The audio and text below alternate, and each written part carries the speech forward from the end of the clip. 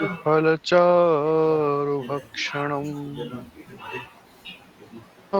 सुतं शोकविनाशकाले नमामि विघ्नेश्वरपादपङ्कजम् नमामि विघ्नेश्वरपादपङ्कजम्। श्री गणेशाय नमः। श्री सरस्वत्यै नमः। श्री काशी विश्वनाथाय नमः। बहुत सुंदर। सर्वेभ्यो नमो नमः। मैं एक बार फिर से आप सभी का हार्दिक स्वागत और अभिनंदन करता हूँ।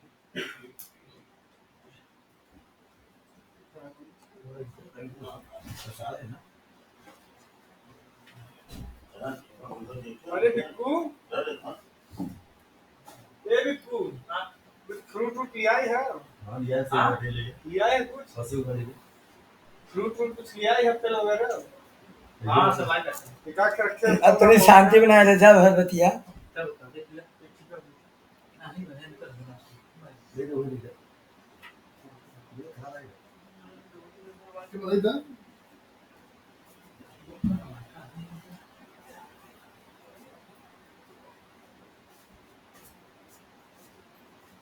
हाँ ठीक है। खाना बनी कहा था खाना बनी बुलाऊंगा। वो चिल्ला रहा था।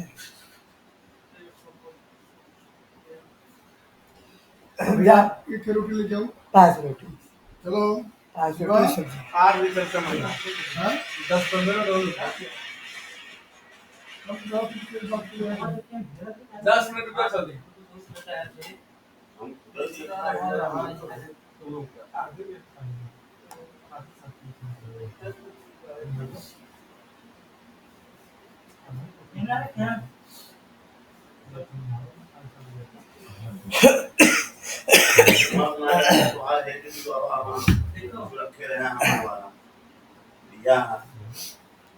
चचा पढ़ाई ठीक है। तुम धीरे धीरे बतिया, बाकी सब ठीक है।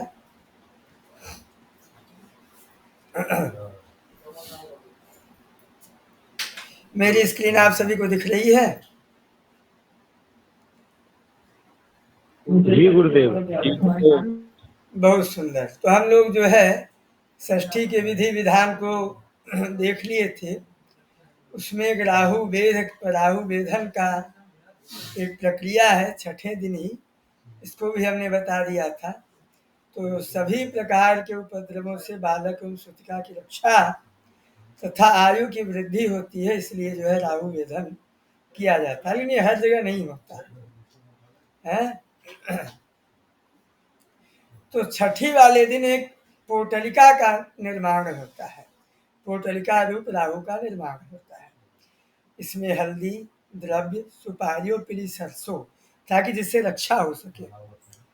मंगल तथा रक्षण कारक पीली सरसों जो है रक्षा का कार्य करता है। पूजा पाठ में पीला सरसों से दिग्रक्षण का कार्य होता है। तो उस क्रम में जो है देखो इतना ये सब लोग कक्षा में जुड़ा हुआ है, ये सब लोग कक्षा में जुड़ा हुआ है।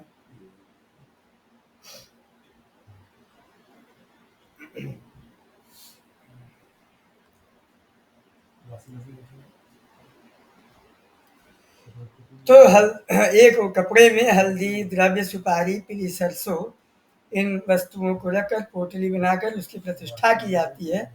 उस पोटली को घर के लकड़ी की पहले धरन होता था। धरन मतलब समझते हैं आप लोग? धरन मतलब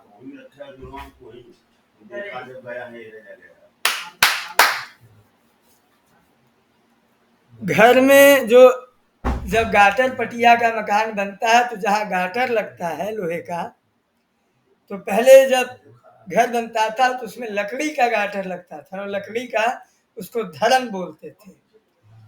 तो उसी धरन में लोहे की कांटी में मजबूती से बांध दिया जाता है। इस पोटलिका को राहु का स्वरूप माना जाता है। एक मजबूत धनुष तथा बाण की भी प्रतिष्ठा की जाती है। उसका ये मंत्र है। फिर बांग पूजा का मंत्र है। और ये बांधने के बाद, पोटलिका बांधने के बाद धनुष का पूजन किया जाता है, फिर बांग का पूजन किया जाता है। इसके बाद पिता जो है बालक को अपनी गोद में ले करके धनुष बाण हाथ में लेकर शंख घंटा नाद की ध्वनि के साथ उस जो पोटलिका है, उस पोटलिका में जिसमें राहु का आवाहन किया गया है, बाण से निशाना साध करके उस पोटलिका का वेध करे और मंगल ध्वनियों का उच्चारण करे। सूतिकागृह में फिर धूप दान करे। इस प्रकार से षष्ठी समाप्त हुआ। ये जो प्रमुख, ये जन्म के बाद जो है, जात कर्म के बाद ये नामकरण नाम का पहला। वेदांत जी, आपको लिंक नहीं मिला है क्या ईमेल पर?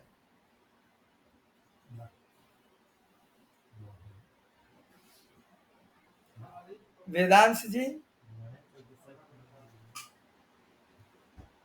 कोई बात जी गुरु जी, अभी मिला है।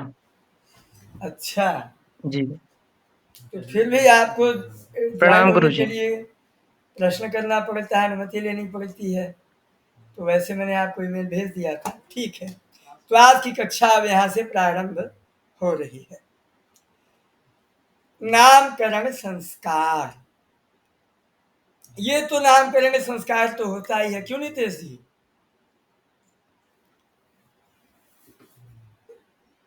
यूजीसी नेट की परीक्षा में भी कई बार प्रश्न आ जाता है कि नामकरण संस्कार किस दिन होता है।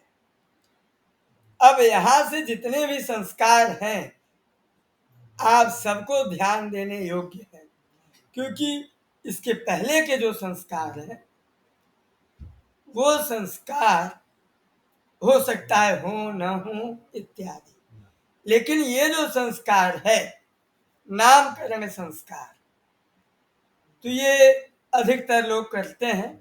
कुछ लोगों ने इसका भी लोप कर दिया है, विधान नहीं होता लेकिन नाम तो रखते ही हैं। तो नाम कैसे रखा जाता है इस पर हम चर्चा करेंगे। आप लोगों ने पंचांग में ज्योतिष के अनुसार क्या नाम रखना चाहिए ये तो आप लोगों ने सीख लिया होगा। सीख लिया है कि नहीं?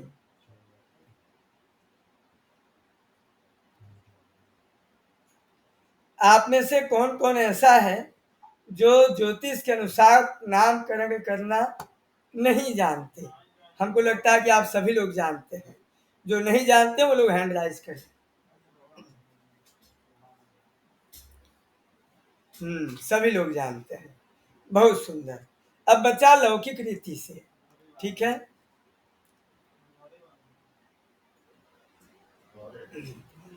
तो नामकरण संस्कार, नाम सबसे जरूरी है, नाम संज्ञा है और किसी भी व्यक्ति की पहचान उसके नाम से ही होता है। लोक में, व्यवहार में नाम का अत्यंत महत्व है और उसी से समस्त प्रकार के व्यवहार होते हैं। जब आप कहीं जाते हैं, किसी से मिलते हैं, तो सबसे पहले आप नाम पूछते हैं, आपसे नाम पूछा जाता है ना, इत्यादि। ये सब बातें आप जानते ही हैं। एक बार कल्पना किया जाए कि जन्म लिए हुए बालक या बालिका का नाम न रखा जाए तो उसे कैसे पुकारा जा सकता है? सोचने वाली बात है ना। पशु पक्षी भी, जो लोग घर में मिट्ठू पालते हैं, तोता, वो भी उसका नाम रखते हैं। गाय पालते हैं, उसका भी नाम रखते हैं, उसको बुलाते हैं। तुरंत पशु पक्षी भी अपना नाम सुन करके उल्लसित, उत्कंठित हो जाते हैं, तुरंत मुंडी घुमा करके सुनने के लिए आ जाते हैं। इसलिए नाम का अत्यंत महिमा है। भगवान के भी अनंत नाम है। आचार्य बृहस्पति बताते हैं कि नाम जो है अखिल व्यवहार एवं मंगलमय कार्यों का हेतु है। अच्छा, आप में से कौन कौन से लोग ऐसे हैं जो लोग ये बता सकते हैं कि नाम कैसे रखा जाता है? क्योंकि जन्म कुंडली से जो नाम रखा जाता है वो नाम तो पुकारा नहीं जाता, या राशि का नाम पुकारा नहीं जाता। तो सामान्य नाम या व्यवहार का नाम कैसे रखा जाता है आप में से कौन लोग बता सकते हैं? कृपया हैंड राइज करें।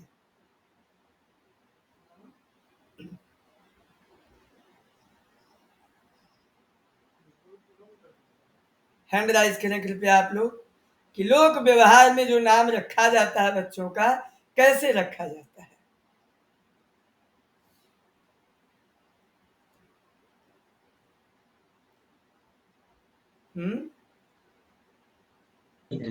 गुरुदेव उसकी जानकारी नहीं है। अच्छा, कोई बात नहीं, ठीक, बहुत सुंदर। तो अब जानकारी हो जाएगी। ठीक है, अब ये सारी चीजें आप जानते ही हैं, तो आइए हम लोग आगे चलते हैं। स्मृति में कहा गया है कि व्यवहार की सिद्धि के लिए, आयु एवं ओज की वृद्धि के लिए नामकरण संस्कार करना चाहिए। नामकरण संस्कार का समय क्या है? तो गृह सूत्रों में कहा गया है, दशम्याम उत्थाप्य ब्राह्मणान भोजयित्वा पिता नाम करोति। लेकिन ये गृह सूत्र में है, स्मृति में नहीं है। स्मृति में ये देखिए, ये कह रहे हैं, स्मृति में किस प्रकार से है कि 10वें दिन की ये पारस्कर गृह सूत्र में कह रहे हैं कि 10वें दिन की रात्रि के व्यतीत हो जाने पर 11वें दिन होता है। यहाँ पारस्कर गृह सूत्र में भी ये कहा गया है। तो नामकरण किस दिन होना चाहिए? कृपया बोलिए आप लोग। मैं इसलिए आप लोगों से पूछता हूँ ताकि मुझे भी पता लगे कि आप लोग चैतन्य हैं और यही है ना? तो नामकरण किस दिन होना चाहिए?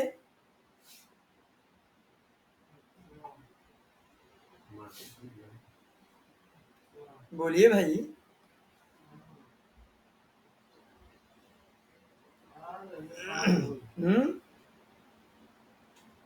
नितेश जी।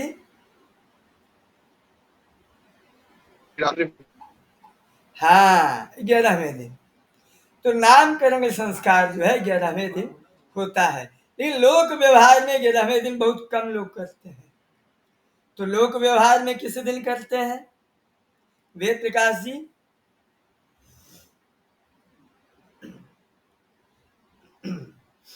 12वें दिन।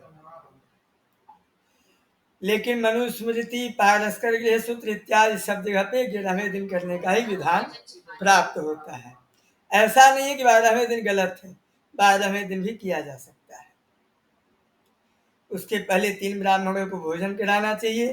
बालक का नामकरण कौन करता है? पिता करता है या आचार्य करता है। अगर पिता नहीं है तो दादाजी या चाचा जी ये संस्कार कर सकते हैं। 10वें दिन तक जनना शौच रहता है, अशौच में नामकरण होता नहीं है। अशौच की निवृत्ति हो जाने पर 11वें दिन नामकरण करना चाहिए। व्यास स्मृति में भी यही कहा गया है, संख्य स्मृति में भी कहा गया है, याज्ञवल्क्य स्मृति में भी कहा गया है और सुश्रुत संहिता में भी यह कहा गया है। यदि किसी कारणवश 11वें दिन न किया जा सके तो 18वें दिन, 19वें दिन, 100वें दिन या 6 महीना बाद अयन के बीतने पर बालक का नामकरण संस्कार करना चाहिए और अपने कुलाचार, देशाचार के अनुसार शुभ मुहूर्त में बालक का नामकरण कर लेना चाहिए। आपको पते की बात बताऊं कि अधिकतर लोग बच्चे का जो 12वां दिन होते हैं तो बरही मनाते हैं। मनाते हैं नहीं मनाते नितेश जी? नितेश जी जी, मेरी आवाज ठीक ठीक जा रही है ना? हाँ गुरु मेरी जी, आ रही आवाज ठीक, बहुत सुंदर। तो जब 12वें दिन बरही मनाते हैं तो ज्यादातर लोग उस दिन बच्चे का नामकरण करते हैं। उस दिन कोई सत्यनारायण भगवान की कथा या कोई कार्यक्रम हो गया तो वो उस दिन करते। अच्छा, वर्तमान समय की स्थिति और उससे भिन्न है। वर्तमान समय में 12वें दिन की भी स्थिति आजकल कम हो गया है। बच्चा बच्चे का जन्म हुआ या हुआ नहीं, उसके पहले से ही नामकरण की व्यवस्था प्रारंभ हो जाती है। और तो बच्चे का जन्म हुआ, उसी समय से माता पिता विचार करने लगते हैं कि नामकरण जो है ये किया जाएगा, ये नाम रखा जाएगा।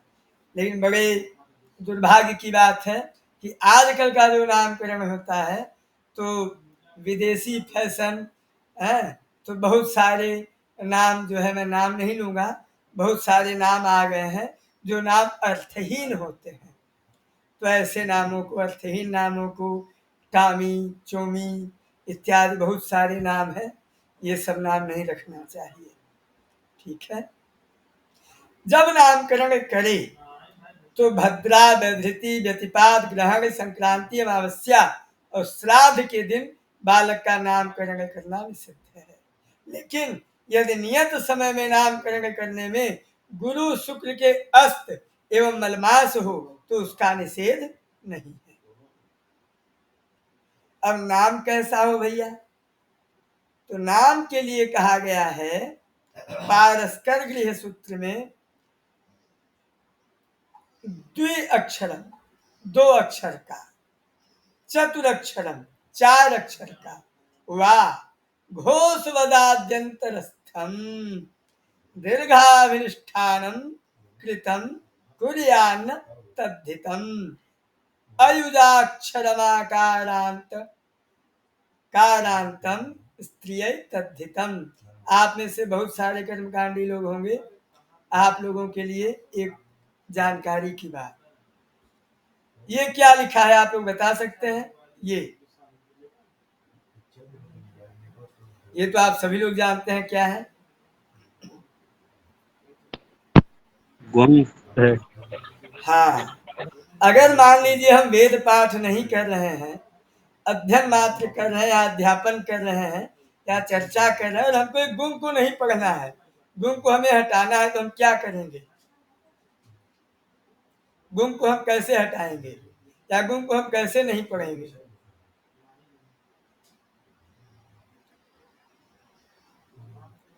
अयुजाक्षरमाकारांत गुण स्त्रिय तद्धितम। अब इस गुण को मुझे हटाना है, क्या करूंगा मैं इस गुण को नहीं बोलना चाहता। वो नहीं है जानकारी गुरुदेव। अच्छा, तो जानकारी ये है कि अगर कहीं भी गुण आ जाए और हमें उसको नहीं बोलना है तो गुण को हटा करके त के ऊपर अनुस्वार लगा देंगे। क्या लगा देंगे? अनुस्वार। तो कारांतम, कारांतम कह देंगे तो गुण हट जाएगा। ठीक है। जैसे ईशावास्यमिदं, ईशावास्यमिदं सर्वम, तो यहाँ ईशावास्यमिद गुण है, तो मिद गुण को हटा के मिदम कर दिए। शुक्ल यजुर्वेद का 40वां अध्याय, पहला मंत्र है ना। चलिए, अब बालक का नाम 2 या 4 अक्षर, 2 अक्षर राम है, 4 अक्षर रघुवर, दशरथ, अज 2 अक्षर, रघु 2 अक्षर इत्यादि। तो जिसमें से तो बालक का नाम 2 अक्षर या 4 अक्षर वाला हो, एक बात। दूसरी बात, पहला अक्षर घोष वर्ण युक्त। तो घोष वर्ण वाला कौन सा है? किसी भी वर्ग का तीसरा, चौथा और पांचवा वर्ण। ठीक है। और मध्य में, बीच में अंतस्थ वर्ण य, ल, ल, व आदि। और नाम का अंतिम वर्ण दीर्घ एवं कृदंत हो, तद्धितांत न हो। जैसे देव शर्मा, शूर वर्मा आदि। ये जो है बालक का नाम। अब कन्या का नाम जो है, मतलब बालक का नाम सम होना चाहिए। क्या होना चाहिए? जैसे जय है, लेकिन जो है जब कन्या का नाम हो तो विषम में हो। बालक का नाम सम में होना चाहिए और बालिका का नाम विषम में होना चाहिए। 3 अक्षर या 5 अक्षर और अंतिम वर्ण जो है दीर्घ वर्णांत हो। एवं तद्धितांत होना चाहिए, जैसे श्रीदेवी, हेमा मालिनी इत्यादि हैं।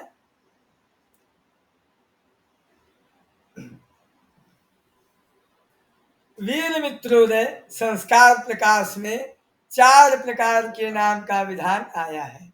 ध्यान दीजिएगा आप लोग, 4 प्रकार का नाम होता है। कैसे कैसे?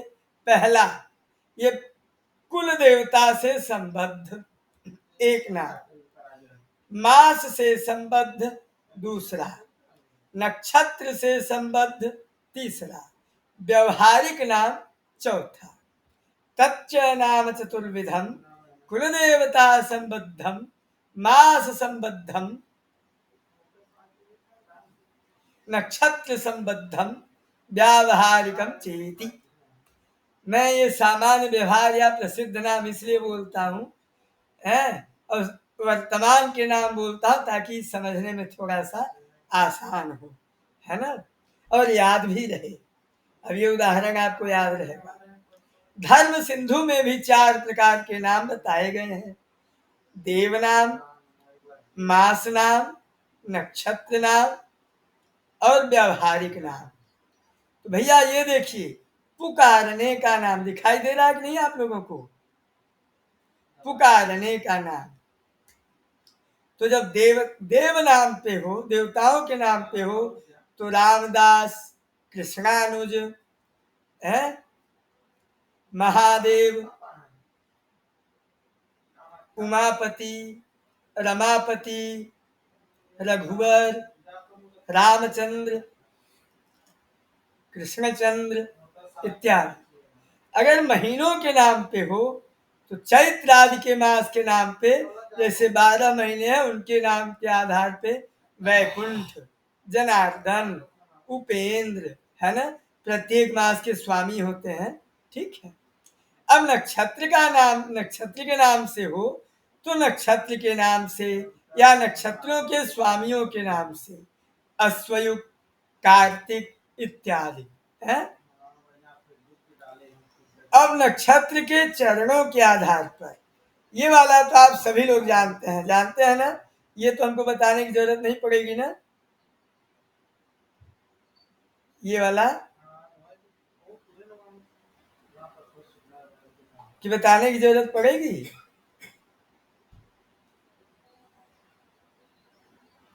जल्दी जल्दी बताइए आप लोग ताकि मैं आगे बढ़ूं। नहीं गुरु जी, जानते हैं। हाँ, सभी लोग जानते हैं ना। चलिए, तो ये नक्षत्र के चरण के हिसाब से, ठीक है। मान लीजिए जैसे अश्विनी नक्षत्र होता है तो किसी बच्चे का नाम अश्विनी नक्षत्र के चौथे चरण में हुआ, तो अश्विनी नक्षत्र में 4 चरण, तो 4 चरण के 4 अक्षर चू, चे, चो, ला, तो जो है ला, इसमें ह्रस्व और दीर्घ दोनों रहता है।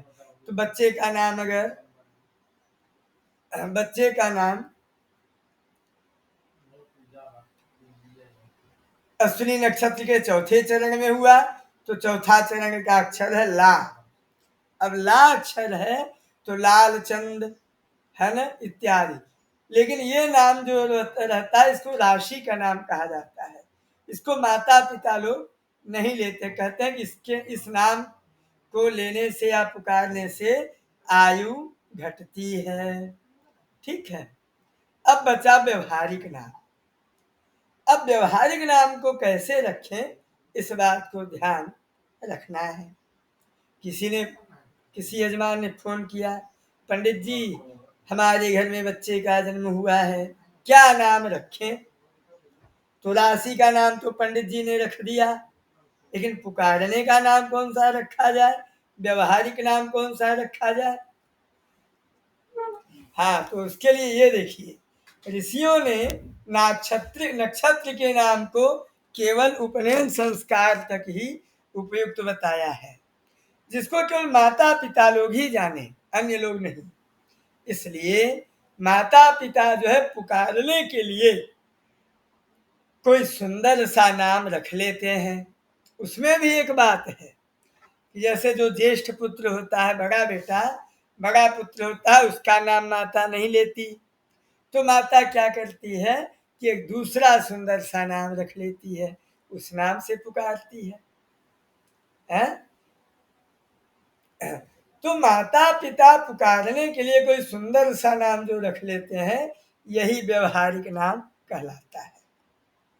शास्त्रकारों ने कहा है कि माता पिता को बालक के मूल नाम को गुप्त रखना चाहिए। क्यों गुप्त रखना चाहिए? ताकि शत्रु आदि के अभिचार आदि कर्मों से बालक की रक्षा की जा सके। पिता के द्वारा ज्येष्ठ पुत्र का नाम संबोधित नहीं होता, ऐसी परंपरा है। खैर हम लोगों के यहाँ ये परंपरा नहीं है, पिता नाम लेता है, माता नहीं लेती है, लेकिन यहाँ पर लिखा हुआ है कि पिता द्वारा भी ज्येष्ठ पुत्र का नाम संबोधित नहीं लिया जाता, ऐसी परंपरा है। अतः कोई व्यवहार का नाम भी रखा जाता है। इसीलिए अक्सर आप लोग देखेंगे कि लोगों के दो दो नाम होते हैं। स्कूल का नाम दूसरा होता है, घर का नाम दूसरा होता है। जैसे मेरे विद्यालय का नाम है अंबिकेश, तो मेरी माताजी अंबिकेश नाम नहीं पुकारती, तो मेरी माताजी ने मेरे घर का नाम रखा मनीष है। तो मेरे व्यवहार में सब लोग अंबिकेश जानते हैं, लेकिन घर में लोग जो है मुझे मनीष जानते हैं। ठीक है, अतः ऐसा कोई नाम इत्यादि रख दिया जाता है। अब ये नाम रखते कैसे हैं? अब ये जो राशि का नाम का प्राधान्य है, मैं इसके पहले बता देता हूं कि व्यवहार का नाम कैसे रखते हैं। पहली बात तो आप लोगों के सामने ये स्पष्ट हो गया कि व्यवहार का नाम कुछ भी रख देना चाहिए, मतलब कुछ भी, मतलब सुंदर सा नाम हो, भगवान के नाम से हो इत्यादि। तो ध्यान किसका देना चाहिए? जब कोई पूछे आपसे कि पंडित जी हम अपने बच्चे का क्या नाम रखें, तो राशि का नाम तो आपने रख दिया। जब हमसे कोई पूछता है कि पंडित जी क्या नाम रखें, तो मैं पहले तो देखता हूं कि उसकी कुंडली में देखता हूं कि इसकी कुंडली में कौन सी ऐसी मैं इसकी राशि बनाऊं कि उस राशि का स्वामी, कुंडली वाली राशि का नाम नहीं, कुंडली वाली राशि का नाम अलग रख दिया, इसके बाद हटा दिया। उसके बाद दूसरा कोई नाम, अगर मान लो कुंडली के राशि का नाम ऐसा बन गया जो कि बहुत उपयुक्त नहीं है, तो ऐसा कोई नाम रख देता हूं मैं जिससे कि उसकी कुंडली का जो ग्रह बलवान होता है वो उस राशि का स्वामी हो। एक बात। दूसरी बात, इसका एक बात और है कि बच्चे का नाम रखना चाहिए दादाजी के नाम पे। दादाजी के नाम का जो पहला अक्षर होता है उसी अक्षर से बच्चे के नाम का भी नामकरण कर देते हैं। ये दूसरी बात। ये दो बात हो गई। अगर दादाजी का नाम में अच्छा नाम अक्षर नहीं मिल रहा है या माता पिता कुछ और अक्षर चाह रहे हैं, तो उसको हम देखते हैं कि माता पिता जो नाम चाह रहे हैं वो नाम का अक्षर इसी कुंडली में कहीं विपरीत प्रभावी तो नहीं है। ऐसा विचार करके अगर विपरीत प्रभावी नहीं है तो उसको रख देते हैं। ठीक है, कभी कभी ऐसा भी हो जाता है कि मान लो बच्चे की राशि का नाम का स्वामी बुद्ध हो गया, तो उसको जो है, और लेकिन उसका भाग्येश इत्यादि और कुछ जो है गुरु है, तो गुरु का प्रभाव रहना चाहिए, तो धनु राशि या मीन राशि का कोई नाम रख देते हैं, है ना, तो दोनों नाम का प्रभाव उसको पड़े। तब अभी आप लोग पूछ लेंगे, अभी आप लोग पूछ, अजय शर्मा जी नहीं है क्या?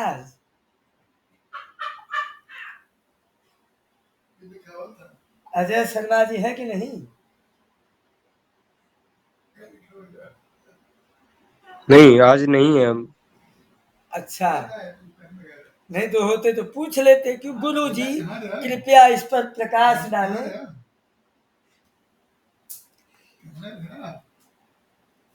कृपया इस पर प्रकाश डालें कि किस नाम का प्रभाव पड़ता है व्यक्ति पर, इस पर प्रकाश डालें। मेरे लिए भोजन लेते आइएगा, साथ में गर्म पानी लेके आइएगा, ठीक है? नहीं नहीं, आप लोग जाइए, समय लगे। हाँ चलिए। हाँ तो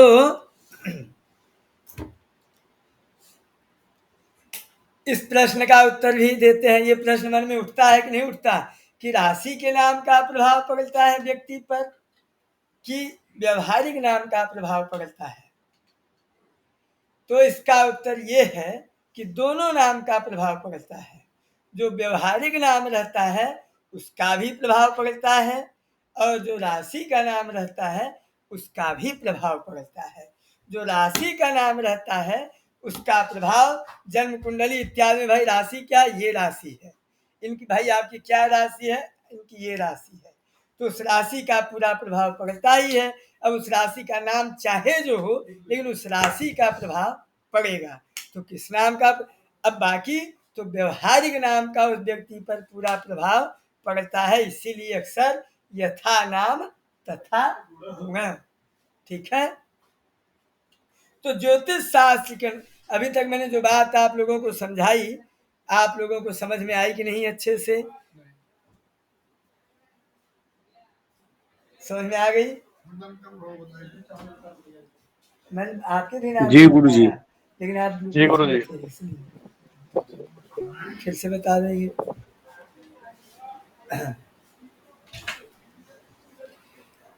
हाँ तो आप लोगों ने समझ लिया, आपके काम की बातें थी कि नहीं? क्यों प्रभु जी?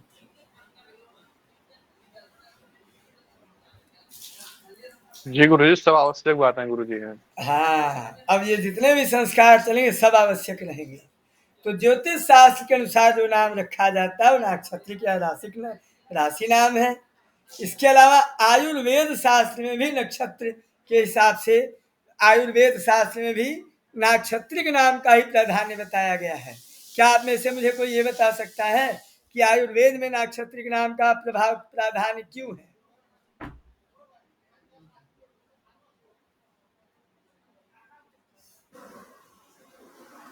कोई बता सकता है?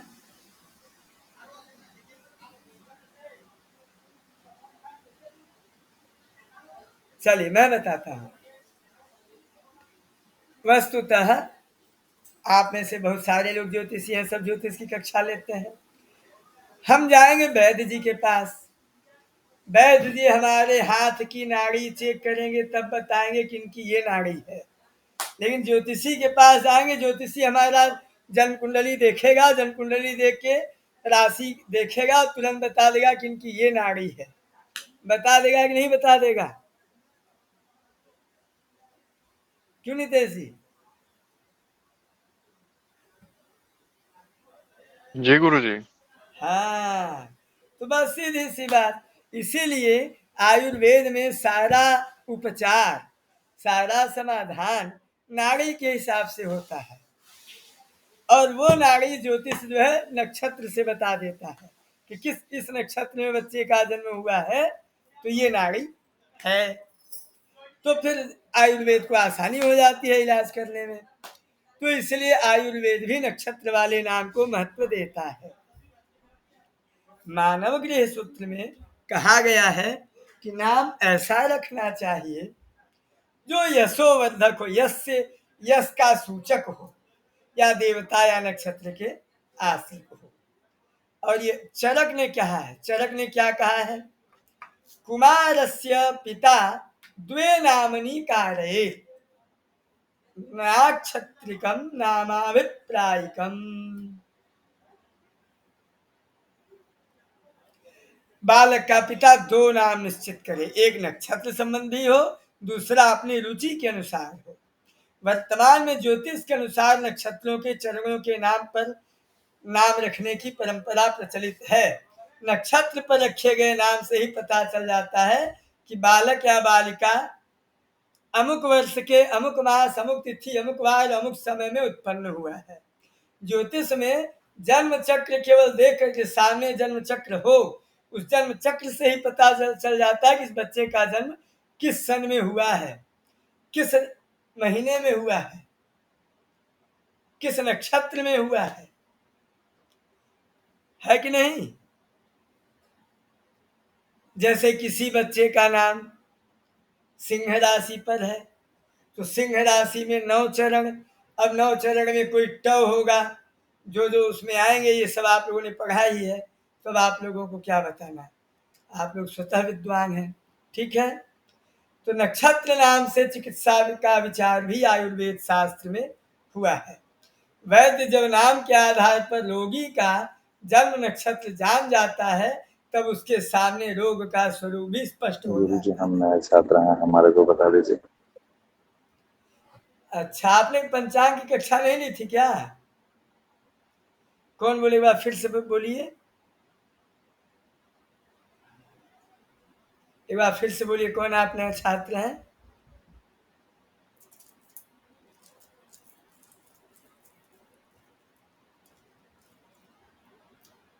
एक बार फिर से बोलिए भैया।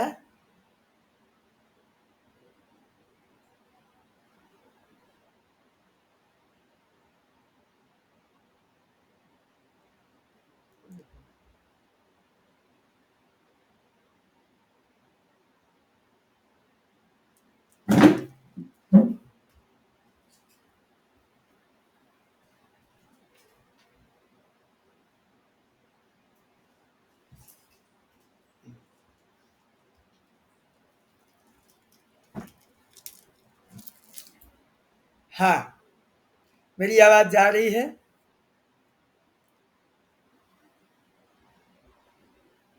मेरी आवाज जा रही है?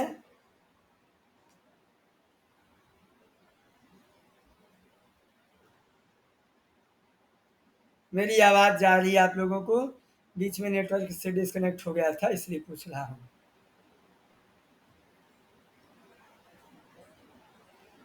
नितेश जी, मेरी आवाज जा रही है?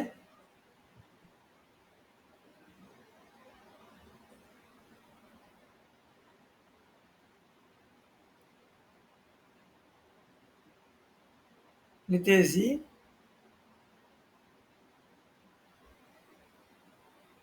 मनोज जी,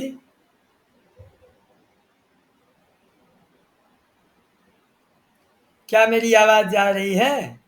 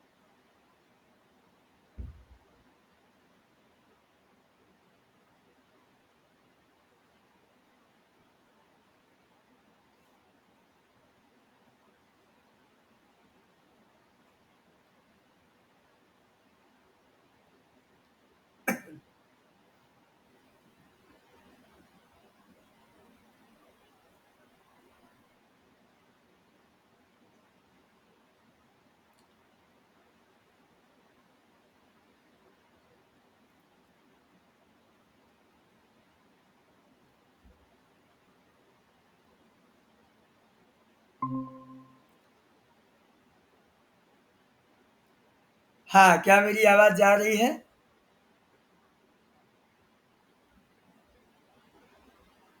जी गुरुदेव। हाँ, बीच में नेटवर्क की समस्या हो गई थी, ठीक है।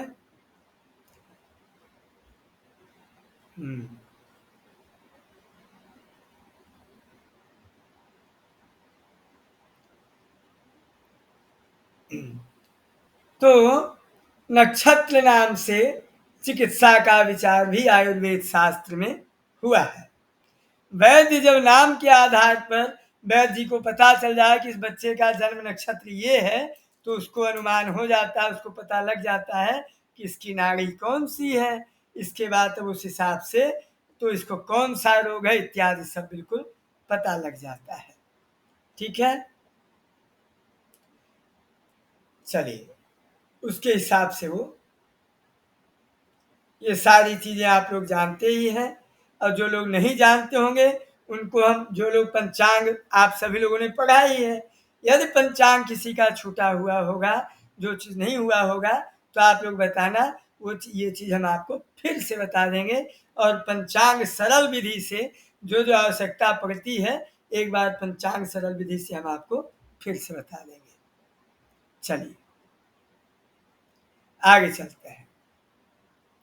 नामकरण संस्कार, इसमें वर्ण के अनुसार भी नाम की व्यवस्था की गई है, जो मतलब कि वर्ण के अनुसार भी नामकरण किया जाता है।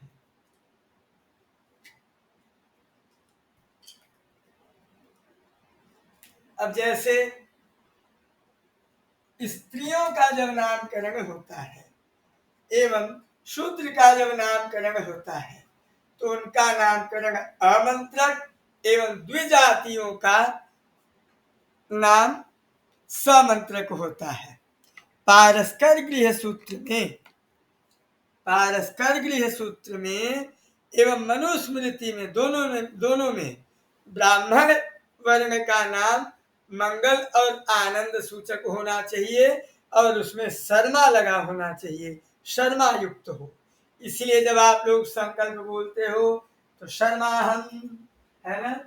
अगर मैं संकल्प में हूं तो मैं संकल्प में बोलूंगा अहम आचार्यम विकेश दुबे शर्माहम, ठीक है, या आचार्य अंबिकेश शर्माहम। अब जब क्षत्रिय का नामकरण होता है तो क्षत्रिय का नाम ये आप लोगों को इसलिए क्योंकि आप लोग कर्मकांड सीख रहे हैं, तो कर्मकांड में आपके पास पूछेंगे भैया इनका क्या नाम रखा जाए, है ना। तो क्षत्रिय का नाम बल, रक्षा और शासन क्षमता का सूचक होना चाहिए तथा वर्मा से युक्त होना चाहिए। इसीलिए आप लोगों ने जो ये नितेश जी, ये जो 10 कुमार चरितम, उसमें देखिए राजकुमारों का नाम वर्मा से युक्त है। वैश्य का नाम धन ऐश्वर्य सूचक जी और जी गुरु जी। पुष्टि युक्त और गुप्त युक्त होना चाहिए, उसमें गुप्त लगा रहना चाहिए, गुप्त लगा रहता था, ठीक है। और शूद्र का नाम सेवा, या क्योंकि वो लोग सेवा का कार्य करते हैं। यहाँ जाति, यहाँ जो है वर्ण, ये जन्मना नहीं है, कर्मणा है, इस बात का ध्यान रखिएगा आप लोग। ये जो जैसा कर्म करे कर्मणा है, ठीक है। तो उनका नाम जो है सेवा आदि गुणों से युक्त एवं दास लगा होना चाहिए, दासांत होना चाहिए, ठीक है। शर्म ब्राह्मणस्य वर्म क्षत्रियस्य गुप्तेति वैश्यस्य, ठीक है, इत्यादि। यही बात विष्णु पुराण में भी बताया गया है। अब जन्म राशि नाम और पुकार नाम की व्यवस्था, अभी हमने जो पहले प्रश्न पूछा था, शास्त्रों में किस कर्म को राशि नाम से करना चाहिए तथा किस कर्म को पुकार नाम से ग्रहण करना चाहिए, इसका विवरण यहाँ बता रहे हैं। तो देखो भैया, विवाह में, मांगलिक कृत्यों में, यात्रा के मुहूर्त विचार में, ग्रह गोचर की गणना में,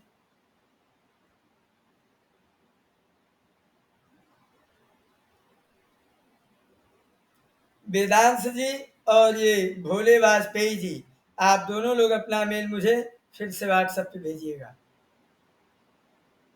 जी गुरु जी। तो और ग्रह गोचर की गणना में जन्म राशि मतलब नक्षत्र नाम का प्राधान्य है, इसकी प्रधानता है।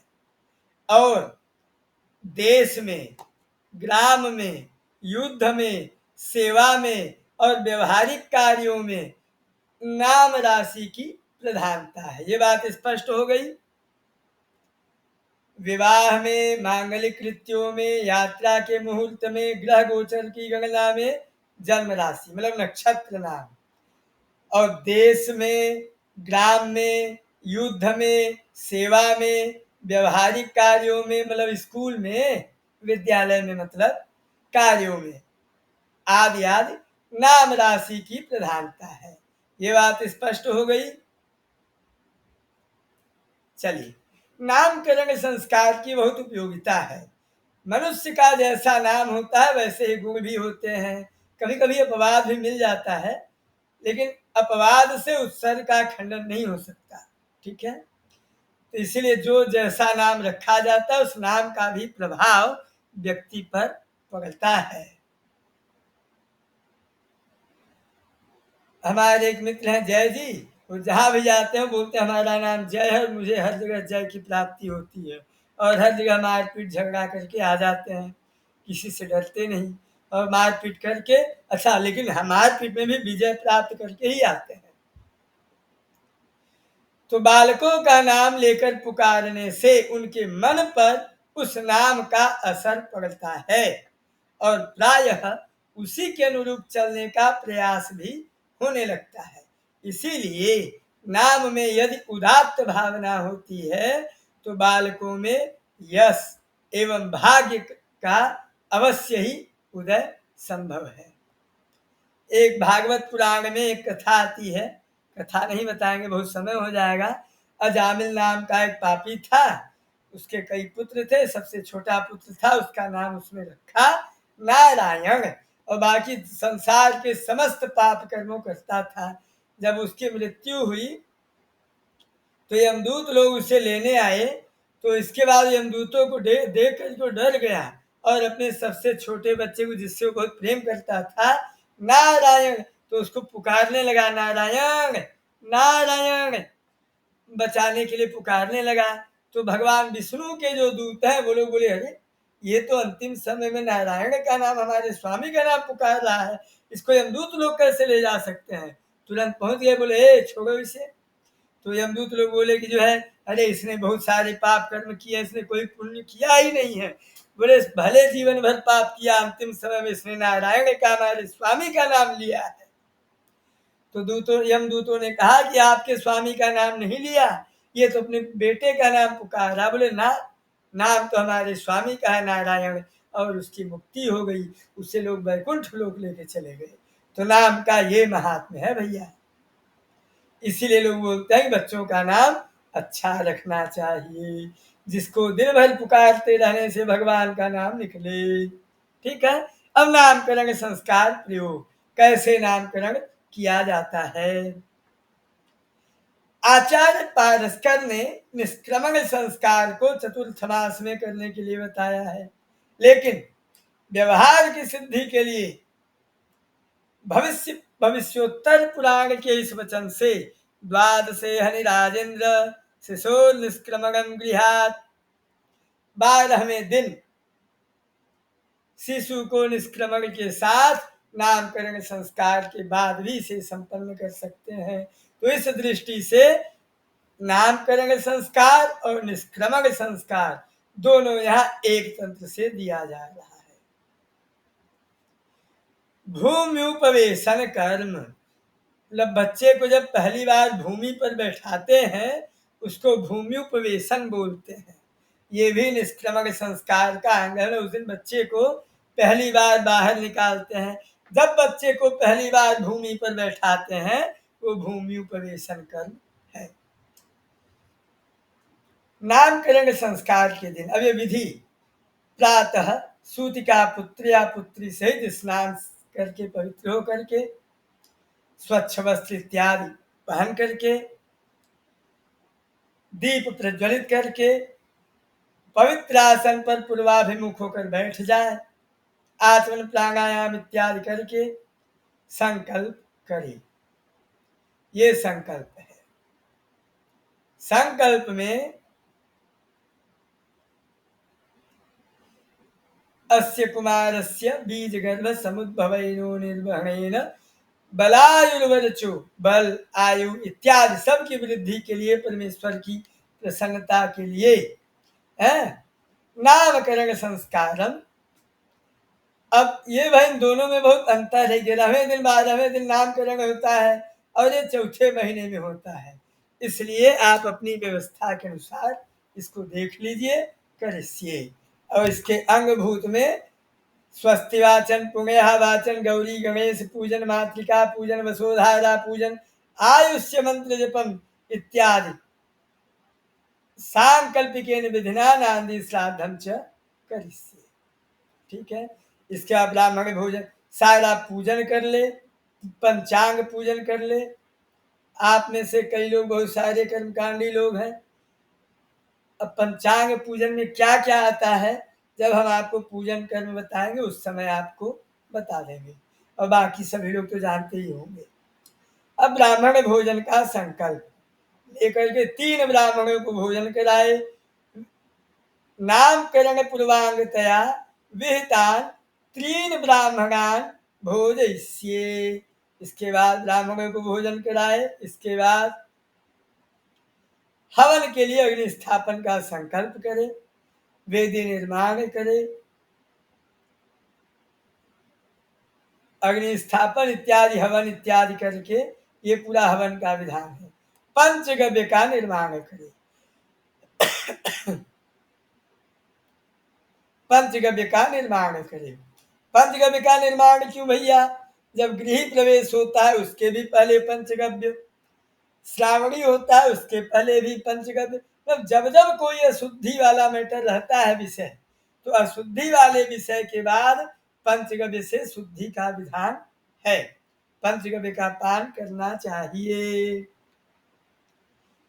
तो सूतक जन्य शुद्धि के बाद पंचगव्य से सूतिका गृह का प्रोक्षण, सूतिका द्वारा पंचगव्य का पान और पंचगव्य से हवन भी किया जाता है।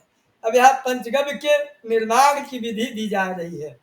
आप लोग ध्यान देना भैया, दिसंबर में आप लोगों के पहले सेमेस्टर की परीक्षा होगी है, तो आपके सेमेस्टर की परीक्षा में पंचगव्य से 1 प्रश्न 2 प्रश्न आता ही आता है। ठीक है।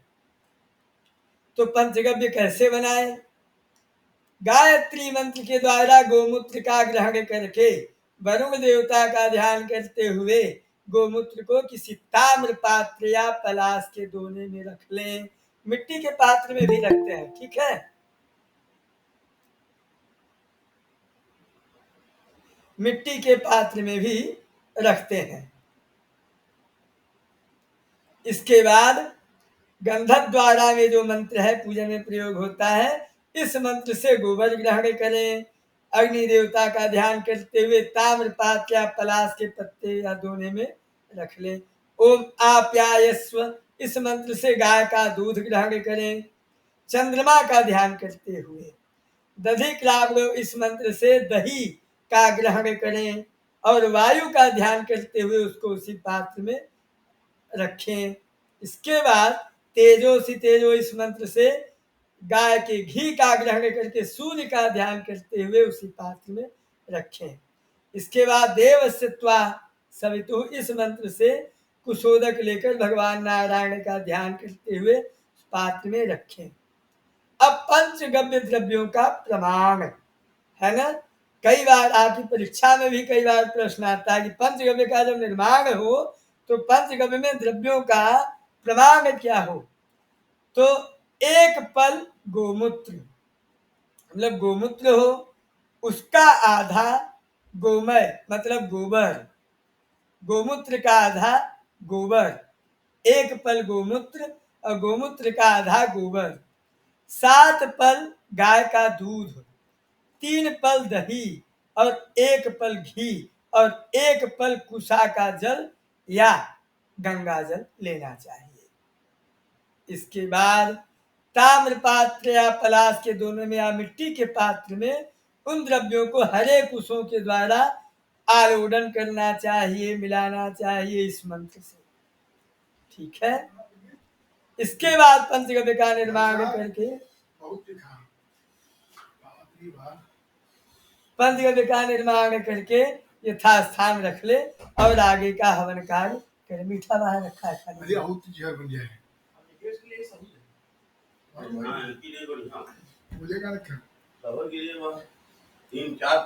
ठीक है। इसके बाद पंचगव्य के हवन का विधान है। ठीक है। अब ये पल इत्यादि का ये पूरा प्रमाण ये है। एक पल कितना होता है? अजय शर्मा जी होते तो पूछ लेते, गुरु जी एक पल पर आप प्रकाश डालिए, है ना। तो उस पर प्रकाश ये है, एक पल का मान 3 तोला है, मतलब 4 मासा, मतलब लगभग 40 ग्राम के बराबर होना चाहिए। अब इसमें भी आप देख लें, जितना पंचगव्य बनाना हो उसके अनुसार 5 पदार्थों की मात्रा ले लेनी चाहिए, जितना आपको बनाना हो उस हिसाब से। ठीक है। चलिए, इसके बाद ये पंचगव्य का हवन है। इसके बाद वारुणी होम है, और वारुणी होम के बाद श्रवण संस्रोपरासन है। इसके बाद जो है मार्जन है। इसके बाद पूर्ण पात्र दान है, बहिर्होम है। इसके बाद जो सूतिका के द्वारा पंचगव्य का पान है। इसके बाद सूतिका बाहर आए। इसके बाद बालक के नामकरण की विधि संपन्न किया जाए। पहला नाम, दूसरा नाम, तीसरा नाम, चौथा नाम, 5वां नाम इत्यादि 5 नाम रख लेना चाहिए। इसमें से व्यवहारिक नाम व्यवहार के लिए, बाकी इसकी विधि आपको पूरी बता दी गई है। इसी के साथ आज की कक्षा को विराम दिया जाता है। आज कोई प्रश्न नहीं। आज मैंने इस प्रकार से आप लोगों को समझाया है कि कोई प्रश्न की स्थिति ही ना बने, और जहाँ प्रश्न की स्थिति बने भी वो मैंने अजय शर्मा जी के बहाने आप लोगों को बता दिया है। तो आज की कक्षा को मैं विराम देता हूँ। आगे ज्योतिष की कक्षा को आप लोग ग्रहण करें। आप सभी को सादर नमस्कार। सर्वभ्यो नमो नमः।